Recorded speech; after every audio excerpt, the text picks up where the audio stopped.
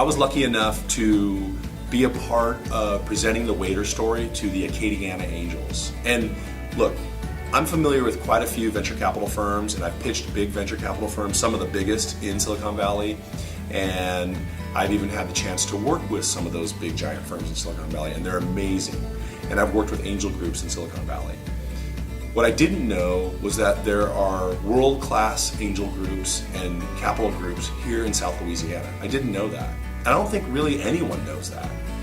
So it was really exciting to get to be in front of the Acadiana Angels, which is a really great consortium of business people, capital sources, entrepreneurs themselves, who take bets on early stage companies. And that's the key.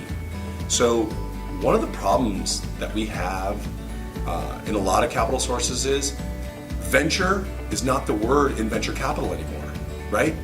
They're not taking, what does venture capital really mean? It means a crazy group of guys like me or gals like me come in and say, I've got this wild idea, I want to make a hospitality restaurant platform and take it to the world, and most capital sources say, okay, prove it first and then I'll bet on you. Well, where's the venture in that, right?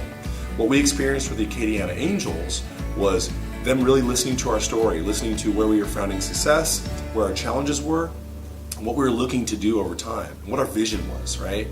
And they bet on that, which is what entrepreneurs really need. We need support when it's not easy, when it's still a venture. We don't know what's going to happen in the future. No entrepreneur does, right? Even big companies don't know what's going to happen in the future.